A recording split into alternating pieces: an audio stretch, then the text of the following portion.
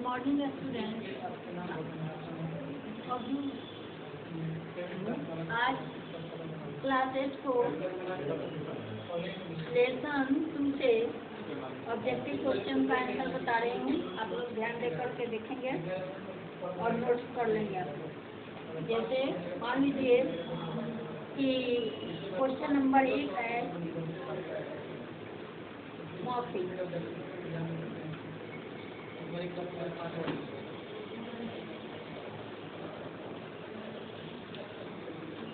मौखिक क्वेश्चन में सही विकल्प पर निशान लगाना है। तो उसमें पहला क्वेश्चन है कि रायचरण अपने मालिक के यहाँ नौकर बना। ऑप्शन नंबर 10 वर्ष की आयु में 1 है। ऑप्शन नंबर 2 11 वर्ष की आयु में। ऑप्शन नंबर 3 12 वर्ष की आयु में। तो इसमें आपका 3 नंबर जो ऑप्शन है वो सही होगा। दूसरे नंबर क्वेश्चन में है कि मालिक का लड़का रायचरण को कहता था। ऑप्शन नंबर 1 में काका, 2 में चन्ना और 3 में मन्ना। तो इसका सही आंसर है 2 यानी चन्ना। तीसरे क्वेश्चन पर है कि अनुकूल बाबू का तबादला हो गया था। तो ऑप्शन नंबर 1 में पद्मा नदी के किनारे, 2 में गंगा नदी के किनारे और 3 में यमुना नदी के किनारे। तो इसका ऑप्शन नंबर 1 जो है पद्मा नदी के किनारे वो सही है। क्वेश्चन नंबर 4 में है रायचरण के बच्चे की देखभाल की थी। ऑप्शन नंबर उसकी पत्नी ने, 1 में, 2 में उसकी बहन ने, 3 में उसकी माँ ने। तो इसका ऑप्शन नंबर 2 सही होगा, उसकी बहन ने। 5वें नंबर क्वेश्चन में है कि रायचरण के पुत्र को अन्य लड़के कहते थे। ऑप्शन नंबर 1 में राजकुमार, 2 में लाट साहब और 3 में हीरो। तो दूसरा नंबर सही है, लाट साहब। अब आइए ख में है कि यहाँ जो कुछ वर्ड दिया हुआ है उसको भरना है। तो इसमें 1 में भरेंगे घुटनों, 2 में भराएगा रायचरण, तीसरे में आपको, चौथे में हंसकर, 5वां में साहब, 6ठा में चन्ना, 7वें नंबर पर हृदय, 8वें नंबर पर दोनों और 9वें नंबर पर घोड़ा। यानी सेंटेंस जब वर्ड भर लेंगे आप लोग तो बच्चा घुटने के बल चलकर बाहर निकल जाता। जब रायचरण दौड़ कर उसे पकड़ता तो वह रोता और नन्हे नन्हे हाथों से रायचरण को मारता। रायचरण हंस कर कहता, हमारा भैया भी बड़ा होकर अपने पिता की तरह जज साहब बनेगा। जब वह रायचरण को चन्ना कहकर पुकारता तो उसका हृदय जो है बहुत हर्षित होता।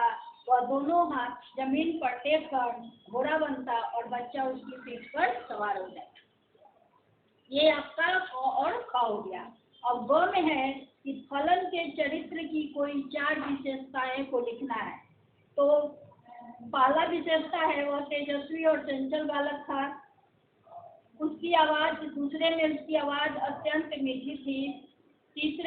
तीसरा विशेषता है कि वह स्वस्थ और सुंदर था और चौथा है कि वह दयावान। अब है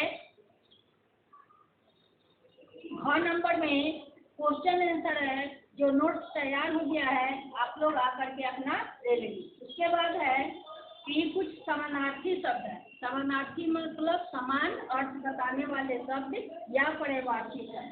तो उसमें जज है, तो जज का समानार्थी साहब, लुप्त मने गायब, आग्रह मने निवेदन, आभूषण मने जेवर, आदेश मने आज्ञा, क्रोध मने ईर्ष्या। अब ख नंबर पर है संधि कीजिए। तो उत प्लस लेख, इसको मिलाकर लिखना है तो उल्लेख हो जाएगा। परम जोड़ आनंद, परमानंद, सत जोड़ जन, सज्जन, परम जोड़ आत्मा, परमात्मा। इसके बाद निम्नलिखित शब्दों के अर्थ लिखना है ग नंबर में। तो अपराध का मीनिंग होता है गलत, शंका का शक या गलत भावना, प्रतिदिन का रोज, अतिरिक्त का खास, प्रमाण का चरितार्थ, योग्य का ज्ञानी। तो ये रहा आप लोग का 2 नंबर का। तीसरे नंबर का कल बताएंगे। Good morning students. आज 8 के मैथ में एक्सरसाइज 6.5 है ना, इसमें डिवाइड है, एक्सप्रेशन का डिवाइड है। तो आज आपको ये बात हम बताने जा रहे हैं एक्सप्रेशन के डिवाइड में कि 3a³ + 6x4y + 18xy divide by 3xy। तो यहाँ पे आप देख रहे हैं 3a4 6x4y 18xy + 3xy। अब इसको सॉल्व करते हैं। 3a4 + 6x4y + 18xy divide 3xy और 3a⁴ divide by 3xy plus 6x⁴y divide 3xy plus 18xy divide by 3xy। अब आप इसको देखेंगे, ये सबका क्वेश्चन अलग अलग है। अब यहाँ पे 3 कर दिया a4/x4, ये 3 पूजा 3 और 1 से ये कर दिया यानी 3 और y से 1, 3 6 18 और 1 कर दिया y। अब यहाँ पे जो रिजल्ट है वो है a⁴ divide by xy plus 2 a⁴ plus 3, ये आपका आंसर। तो इस तरह से हम आपको डिवाइड के बारे में बताएं। अब इसमें question number A, B, C, D है ना, ये तीनों आप बना सकते हैं, सॉल्व कर सकते हैं। अब आइए क्वेश्चन नंबर 2 में सिंप्लीफाई। यहाँ पर सिंप्लीफाई में 14p² - 53p + 45। अब यहाँ 7p - 9 नीचे से डिवाइड करना है, तो आप डिवाइड कर सकते हो। यहाँ भी देख लीजिए, एक D नंबर का जो क्वेश्चन है, BCD में एक D नंबर का जो क्वेश्चन है उसको देखते हैं। सबसे लास्ट में 1 का D।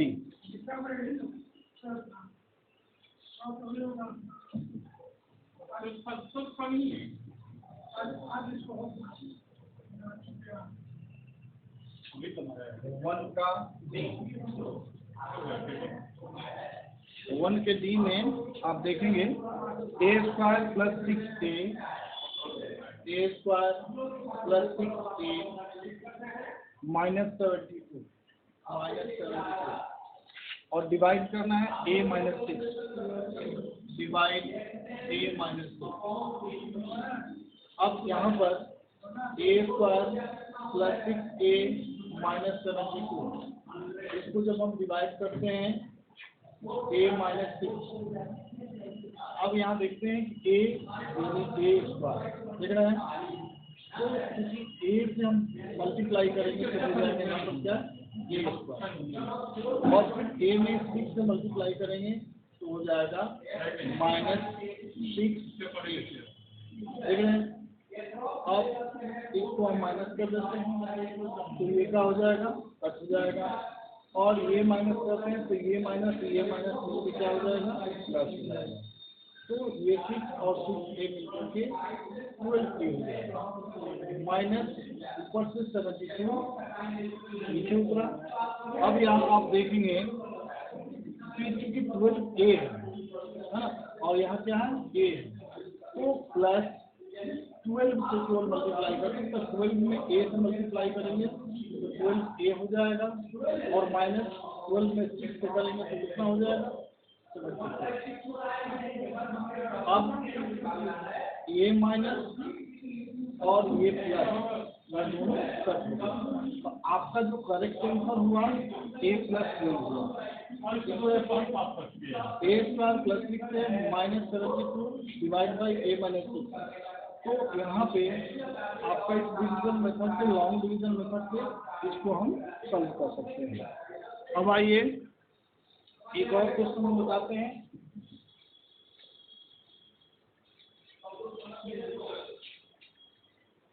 क्वेश्चन नंबर ई। क्वेश्चन नंबर ई में आप ध्यान देंगे 4x square 12x plus 9, 4x square 12x plus 9, ठीक है, डिवाइड बाई 2x प्लस 3 और डिवाइड करना है 2x प्लस 3। अब आप देखेंगे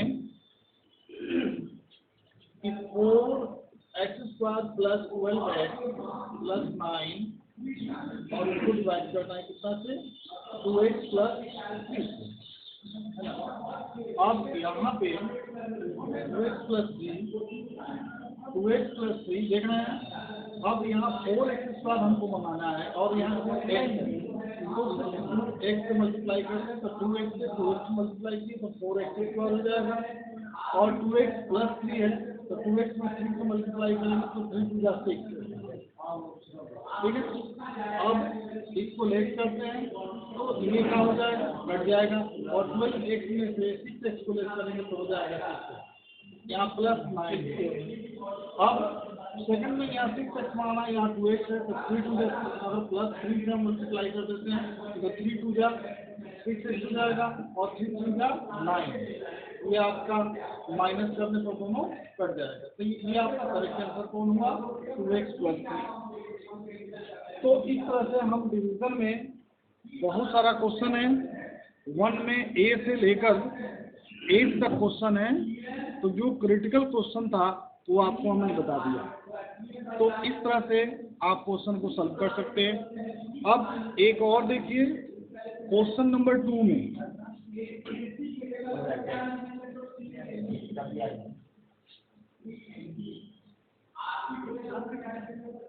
क्वेश्चन नंबर 2 में है 14p square minus 53p, 14p square plus 53p minus 53p plus 45 देखना। अब इसमें डिवाइड करना है कितना से 7p माइनस 9, 7p माइनस 9। तो इसको भी लॉन्ग डिवीजन मेथड से हम इसको सॉल्व करते हैं, यानी 14p square minus 53p plus 45 divide करते हैं कितना से 7p माइनस 9, ठीक है। तो 7 टू जा 14, अगर हम 2p से मल्टीप्लाई कर देते हैं यहाँ पे, 2p में 7p से मल्टीप्लाई करेंगे तो 14p स्क्वायर हो जाएगा और 2p में माइनस 9 से मल्टीप्लाई करेंगे तो 9 टू जा 18 हो जाएगा, ठीक है। अब यहाँ पर हम लेट करते हैं तो ये माइनस करेंगे तो क्या हो जाएगा, कट जाएगा, ये माइनस से प्लस होता है तो 53p में से 18p को हम लेस कर देंगे, जो बचेगा वो निगेटिव बचेगा। तो 13 में से 8 गया 5, ठीक है, और 4 में से 1 गया 3, 35p बचेगा और वहाँ पर प्लस 45, ऊपर जो 45 है वो प्लस 45 है। अब देखते हैं 7p है, यहाँ 35p है, तो 7 5 या 35, तो यहाँ पर हम माइनस में क्या करते हैं, मल्टीप्लाई करते हैं। तो 7p में यहाँ पर 5 मल्टीप्लाई करते हैं तो 7 5 या 35, तो माइनस 35 हो जाएगा और माइनस 5 में 9 से मल्टीप्लाई करते हैं 9 5 या 45 हो जाएगा, जो प्लस में 45 होगा, ठीक है। अब इसको हम माइनस करते हैं, ये हो जाएगा प्लस, ये दोनों कट जाएगा और यहाँ पर हो जाएगा माइनस, ये कट जाएगा, तो 2p माइनस 5 यानी 2p माइनस 5 आपका रिजल्ट है। तो इस तरह से हम डिवीजन को डिवाइड करेंगे तो आज की क्लास में आपका क्वेश्चन नंबर 1 से लेकर 1 का कंप्लीट 4 और 4 8, और फिर 2 नंबर क्वेश्चन में आपका 5 क्वेश्चन है ना। तो 8 और 5 13 क्वेश्चन आपका आज के होमवर्क में दिया जाता है। आप इसको 6.5 में 13 क्वेश्चन को सॉल्व करेंगे, कॉपी में नोट करेंगे, और टेस्ट का समय भी आ रहा है, टेस्ट का नोट्स तैयार है, आप आकर के ले जाइए। और कल की क्लास में आपका 3 से लेकर 5 तक का क्वेश्चन सॉल्व किया जाएगा। Thank you.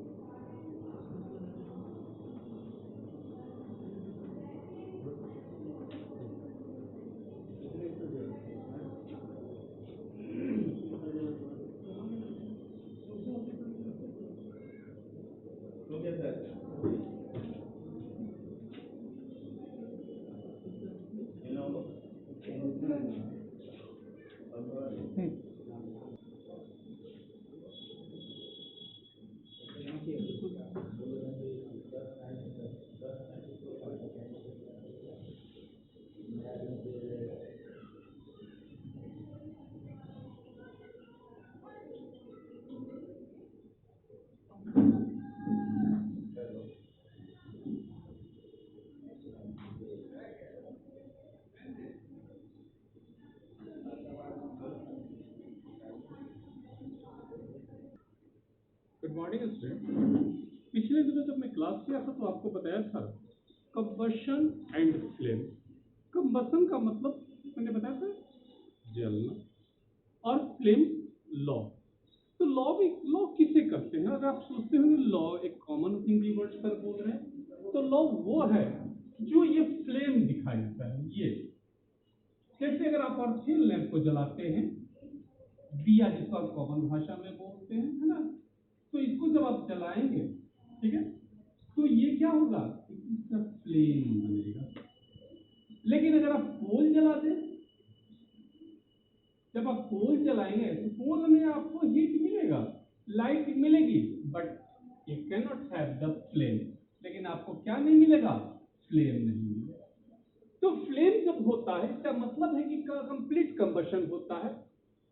अब थोड़ी सी हम इस बात की भी चर्चा करेंगे, कंबशन में जो है कंप्लीट कंबशन और इनकम्प्लीट कंबशन का। ऐसा कंबशन जिसमें कंप्लीट होता है, कोई रैश नहीं बचता, उसको कहते थे हम कंप्लीट कंबशन, और जिसमें कुछ हार्मफुल ऐश बचते हैं उसको कहते हैं हम इनकम्प्लीट कंबशन। अब एक बात है, फ्लेम की चर्चा कर रहे होंगे तो इसमें था येलो फ्लेम। येलो फ्लेम को हम लुमिनियस फ्लेम भी कहते हैं, जो सबसे ज्यादा लॉट ऑफ लाइट, बहुत ज्यादा लाइट इमिट करता है। Luminous flame is generally observed when there is sufficient oxygen. बड़ी अच्छी बात है, यहाँ एक वर्ड है insufficient oxygen, यानी पर्याप्त ऑक्सीजन नहीं हो। सफिशिएंट, ये तो बेटा ये एंटोनिम्स हो जाता है, सफिशिएंट का इनसफिशिएंट, ठीक है। इनकम्प्लीट कंबशन हो जाता है इसमें। और इसके बाद आता है ब्लू फ्लेम। आप लाइट को देखेंगे तो इसमें आपको ब्लू फ्लेम नजर आएगा, इसको हम कहते हैं नॉन लुमिनियस फ्लेम, और ये it emit very little light. A blue flame is generally observed when there is adequate amount of oxygen available, और ये कंप्लीट कंबशन है। तो इसके बाद ये जो कंबशन में हम आपको बताए कि येलो फ्लेम और ब्लू फ्लेम। येलो फ्लेम में लुमिनियस फ्लेम है और ब्लू फ्लेम नॉन लुमिनियस है। अब आप कुछ कैसे याद रखेंगे कि येलो फ्लेम और ब्लू फ्लेम में क्या है? तो येलो फ्लेम में ऑक्सीजन जो होता है अनसफिशिएंट होता है। एक एक्सपेरिमेंट में आपको और बताओ, आपके घर में गैस वाली चूल्हा होगी, ठीक है, तो गैस वाली चूल्हे में आप देखेंगे यहाँ नॉब होगा, और यहाँ पर क्या होगा, बर्नर होगा। लेकिन जब इसको उलट दीजिएगा तो देखिएगा एक ऐसे पाइप होगी और पाइप में क्या होगा, एक होल होगा। ठीक है, यहाँ पर होल होगा। अब एक काम करते हैं, इस होल को हम सेलो टेप से पैक कर देते हैं और पैक करके फिर गैस को लीक करते हैं, गैस जलाते हैं, तो हमारे पास ऑक्सीजन कम मिला, और ऑक्सीजन अगर कम मिला तो फ्लेम का जो कलर होगा वो येलो होगा। ठीक है, लेकिन फिर हम इसको, इस सेलो टेप को हटा देंगे, पर्याप्त ऑक्सीजन मिलेगा, और पर्याप्त जब ऑक्सीजन मिलेगा तो फ्लेम का कलर जो होगा वो ब्लू हो जाएगा। यानी ब्लू होने का मतलब है कि यह कंप्लीट कंबशन हो गया। अब हम बात करते हैं थोड़ा सा स्ट्रक्चर ऑफ फ्लेम की। तो जब light a candle and observe with the flame carefully, अगर हम एक कैंडल को जलाते हैं और ध्यान से, भाई देखने के लिए तो हम सब कुछ देखते हैं, दिवाली में हजारों कैंडल जलाते हैं, लेकिन हमने कभी ध्यान से नहीं देखा। हमारी डेली लाइफ में बहुत सारी एक्टिविटियां होती है, लेकिन अगर हम ध्यान से ऑब्जर्व करें तो वो साइंस में कन्वर्ट कर जाती है। यानी जिंदगी के हर क्षण में साइंस है। तो अगर कैंडल को हम ध्यान से देखें तो हमें 3 पार्ट नजर आएंगे। पहला पार्ट नजर आएगा आउटर जोन, दूसरा पार्ट नजर आएगा मिडिल जोन, और तीसरा पार्ट जो होगा जो बिल्कुल उसकी बत्ती के पास होती है उसको हम कहते हैं इनर मोस्ट जोन। ये आप एक चीज देख रहे हैं इस फिगर में, थोड़ा सा ध्यान से देखिए, ये वैक्स पिघल रहा है। यानी ये जो कैंडल होता है इसमें फिजिकल और केमिकल चेंज दोनों होता है। अगर कैंडल बर्न करता है तो वो केमिकल चेंज है, अगर कैंडल मेल्ट करता है तो फिजिकल चेंज है। अब थोड़ा सा और चर्चा कर रहे हैं आउटर जोन। आउटर जोन को हम ब्लू जोन भी कहते हैं। This zone is formed due to the base of the wick. In this zone, rapid and complete combustion of wax vapor takes place. This is the hottest part of the candle flame, and the complete combustion of wax produce carbon dioxide, water vapor and heat. ये part तो अभी आप समझ में ही आ रहा है मेरी बात। ये पार्ट जो है कंप्लीट कंबशन होती है, और जब कंप्लीट कंबशन होगा तो इसमें हॉटेस्ट, बहुत ज्यादा हीट निकलेगी, इसलिए इस पार्ट को हम कहते हैं hottest part of the candle flame. दूसरी बात है कि जब ये जलता है तो क्या बनता है, आप एक भी जानते हैं कि जब कोई भी चीज बॉर्न होता है तो कार्बन डाइऑक्साइड निकलती है, हाँ वाटर वेपर भी बनता है। क्योंकि ये कैंडल जो है हाइड्रोकार्बन है, और इसमें जो ऑक्सीजन से रिएक्ट करेगा, तो हम अपनी जिंदगी में भी या कोई भी एक्सपेरिमेंट करेंगे, देखेंगे कि अगर हाइड्रोजन और ऑक्सीजन है तो वाटर वेपर बनेगा ही। दूसरी बात, इससे हीट भी प्रोड्यूस होता है, and this is non as the non luminous zone. अगर हम इस एक्सपेरिमेंट करके देखें, एक कॉपर वायर को ले आए और कॉपर वायर को हम जैसे ही आउटर जोन में रखेंगे बहुत क्विकली वो हॉट हो जाएगा, इट टर्न इनटू रेड। ठीक है, उसके बाद हम बात करते हैं इनर मिडिल इनर जोन की, जिसे हम क्या कहते हैं, इसे लुमिनियस जोन भी कहते हैं। This zone surrounded a wick of the candle and the major part of flame has moderate temperature. यहाँ पे एक वर्ड है moderate, moderate में that is neither hot nor much cold। ठीक है, तो ये जो इनर पार्ट जो होता है, इनरमोस्ट पार्ट और आउटर पार्ट के बीच में होता है, इसलिए तो हम बोलते हैं मॉडरेट पार्ट। अब हम थोड़ी सी चर्चा करें कि if a glass slit is pulled in the zone, the formation of circular black ring on it indicates the deposition of onward carbon particle। हाँ, अभी मैंने कहा था आउटर जोन में क्या करते हैं, अगर एक कॉपर वायर ले लेते हैं, बहुत जल्दी ये हॉट हो जाता है, बहुत जल्दी लाल हो जाता है। लेकिन अगर हम एक ग्लास रॉड इसके मिडिल जोन में रखेंगे तो क्या होगा, ये उसके ऊपर काला ब्लैक क्या करेगा, ये ब्लैक कार्बन की एक रिंग बना देगा। इसका मतलब है कि कार्बन बनने का मतलब है कि इसमें कंप्लीट कंबशन नहीं होता है। अब हम लास्ट बात कर रहे हैं इनर मोस्ट जोन की। तो ये जोन जो होता है अनबर्न्ड वैक्स है। आप एक बार देखते हैं, ये पिघलेगा, यहाँ पर जो वैक्स पिघलेगा तो क्या जाएगा, इस थ्रेड में जाएगा, थ्रेड में ये वेपराइज होगा, वेपराइज होने के बाद ये फ्लेम बनेगा। क्योंकि आप ध्यान से देखिएगा, जो चीज वेपोराइज होगा उसी में फ्लेम बनेगा। अब हम बात करें फ्यूल की। फ्यूल का मतलब क्या होता है, मैंने चर्चा किया था, ईंधन, ऐसी चीजें जो बर्न करे, ऑक्सीजन से रिएक्ट करे, हीट एनर्जी रिलीज करे, तो हम क्या कहते हैं, फ्यूल। अब टाइप ऑफ फ्यूल की बात करें तो 3 टाइप्स ऑफ फ्यूल हमारे पास है। सबसे पहला सॉलिड फ्यूल, लिक्विड फ्यूल और गैसियस फ्यूल। सॉलिड फ्यूल वो है जो सॉलिड शेप में होते हैं, जैसे wood, charcoal, powder cake, agriculture waste, coal और एग्जांपल ऑफ सॉलिड फ्यूल। अरे ये तो एक कॉमन सी बात है। सॉलिड, सॉलिड का मतलब वो होता है जिसमें शेप हो। सॉलिड का मतलब क्या होता है? जिसमें कि क्या हो? शेप हो। और शेप का मतलब क्या होता है? जिसमें लेंथ, ब्रेड्थ और हाइट हो। तो आप एक कॉमन सी बात बताइए, मैं आपको दिखा रहा हूँ, ये मेरा डस्टर है, it is made by would. तो ये क्या है? वुड है। सॉलिड क्यों है? सॉलिड इसलिए है कि इसमें लेंथ है, ब्रेड्थ है और हाइट है। It is made by would. तो इसको अगर हम जला देते हैं, ठीक है, जब इसको जला देते हैं तो क्या होगा? ये हीट रिलीज करेगा, ठीक है, हीट रिलीज करेगा। इसका मतलब क्या है? ये फ्यूल है। उसके बाद है लिक्विड फ्यूल। तो लिक्विड फ्यूल में आता है केरोसिन, पेट्रोल, डीजल। अब एक सवाल आता है लिक्विड। तो लिक्विड में आप जानते हैं it has no definite shape but definite volume. तो ये जलता चाहे वो लिक्विड फॉर्म में है, फ्यूल है, इसलिए हम इसको कहते हैं लिक्विड फ्यूल। उसके बाद हम बात करते हैं गैसियस फ्यूल के। तो गैसियस में आप जानते हैं कि गैसियस का नेचर क्या है? गैसियस का it is neither fix shape nor fix volume. तो कहने का मतलब है कि गैसियस फ्यूल में वो चीज आते हैं जो गैस है। और इसमें क्या आता है? LPG, liquefied petroleum gas. और इसमें क्या होता है? नेचुरल गैस भी आता है, बायोगैस भी। और आप जनरली हम लोग देखते हैं कि आजकल हमारे गांव में जिस गोबर से, सॉरी काउडक जो होता है, इससे हम वेस्ट कर देते थे और उसको काउडक केक से गोईठा बनाते थे, उपला बनाते थे।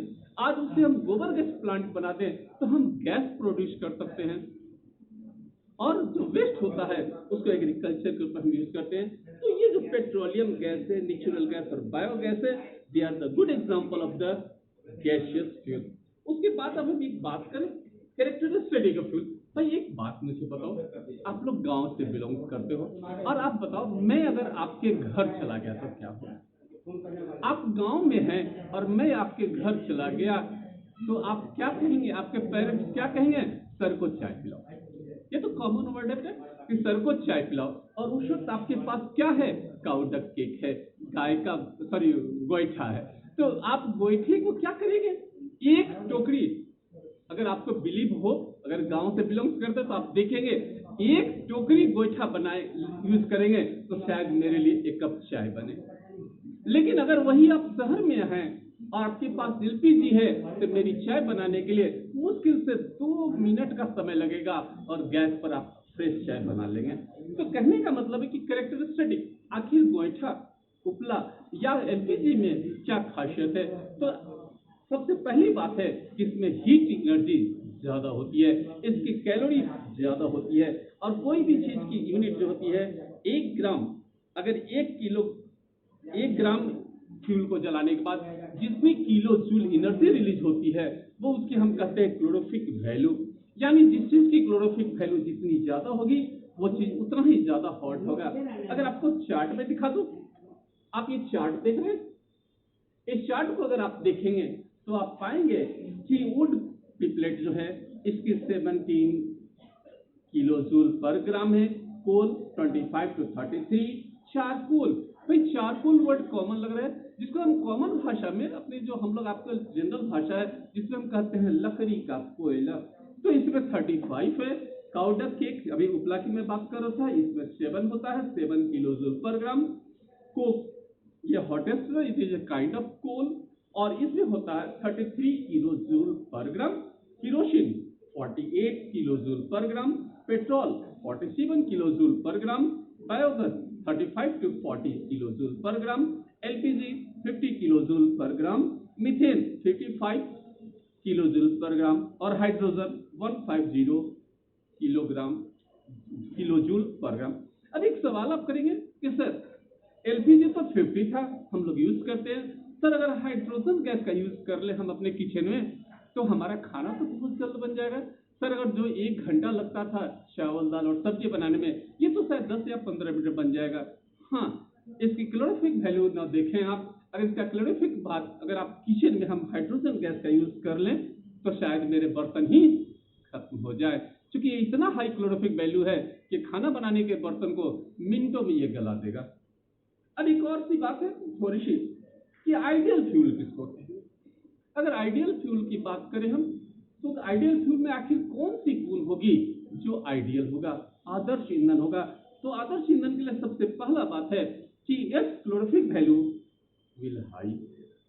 अगर कोई आइडियल फ्यूल है तो उसका क्लोरोफिक वैल्यू क्या होना चाहिए, हाई होना चाहिए। दूसरी बात है not much and not less. एक वर्ड यहाँ मैं आपको खास चर्चा कर रहा हूँ, नॉट मच और नॉट लेस। ऐसा नहीं कि काउ डंग केक हो और ऐसा भी नहीं कि हाइड्रोजन गैस हो।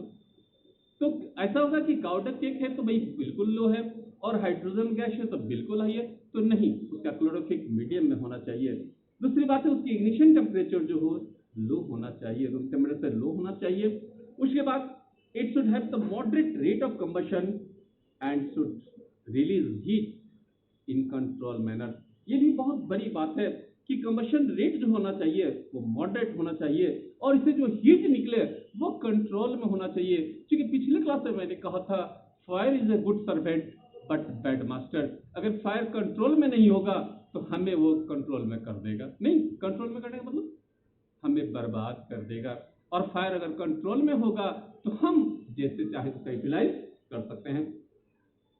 उसके बाद एक और बात है it should be fairly cheap and easy available. भाई आइडियल फ्यूल तो उसको कहेंगे जो इजी अवेलेबल हो, आसानी से मिल जाए। उसके बाद है it should be safe to handle, store and transport.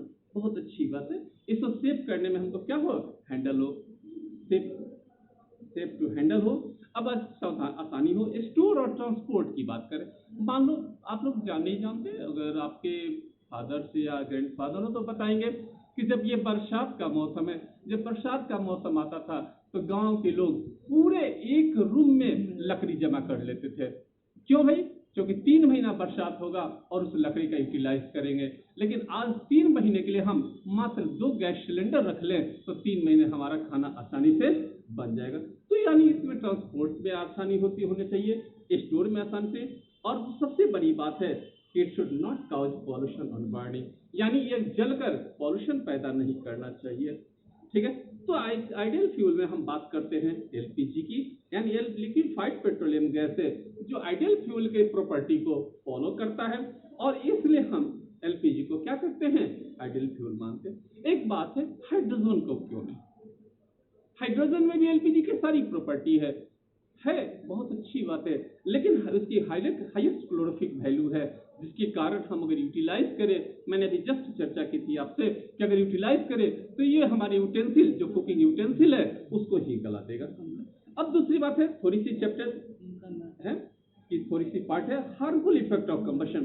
Combustion का हार्मफुल इफेक्ट क्या है, तो अगर कंबशन में कार्बन वाले जो कंबशन है जैसे कोल, वुड, पेट्रोलियम, ये अनबर्न्ड कार्बन पार्टिकल रिलीज करते हैं जिसके कारण पॉल्यूशन होता है। यूजिंग वुड को अगर यूज करते हैं तो एक कंप्लीट कंबशन नहीं होता है। उसके बाद इनकम्प्लीट कंबशन में डीजल, पेट्रोल ये कार्बन मोनोऑक्साइड और सूट भी रिलीज करते हैं जिसके कारण ये हमारे रिस्पेक्टिव सिस्टम को भी इफेक्ट करते हैं। दूसरी बात है पेट्रोल से जो सल्फर होते हैं जो बर्न होने के बाद सल्फर डाइऑक्साइड बनते हैं और ये सल्फर डाइऑक्साइड अगर एयर में जाते हैं और वो ये वाटर ड्रॉपलेट से मिलते हैं तो ये क्या बनते हैं, सल्फ्यूरिक एसिड बनते हैं। सल्फ्यूरिक एसिड जब बनते हैं they cause acid rain. Oxide of sulphur and nitrogen dissolve in rain water and form acid rain. उसके बाद है most of the fuel are combustion release carbon dioxide, water heat. यही carbon dioxide आज हम maximum use जो करते हैं carbon particles का यूज करते हैं जिसके कारण हमारा ग्लोबल वार्मिंग की समस्या आ रही है, कार्बन डाइऑक्साइड की मात्रा बढ़ रही है। तो बस आज आई थिंक ये चैप्टर आपका खत्म हो गया और नेक्स्ट जो क्लास होगा, नेक्स्ट क्लास में हम कंजर्वेशन ऑफ प्लांट एनिमल की चर्चा करेंगे और विद्यालय परिवार आपको नोट्स प्रोवाइड कर रही है, तो प्लीज विद्यालय आइए, अपना नोट्स ले जाइए और बहुत अच्छे ढंग से FA2 की तैयारी कर लीजिए। Thank you.